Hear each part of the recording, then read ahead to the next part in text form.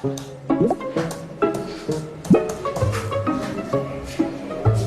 താൻ വിവരം അറിഞ്ഞില്ലേ? അറിഞ്ഞു സാറേ. എനിക്ക് തന്നോടോ സംശയം? അയ്യോ സാറേ, ഞാനും ചെയ്തിട്ടില്ല. പിന്നെ എന്തിനാണോ ഇന്നലെ താൻ ലീവ് എടുത്തത്? ഇന്നലെ മോന് സുഖമില്ലാത്തോണ്ട് അവന് വേണ്ടി ലീവ് എടുത്താണ്.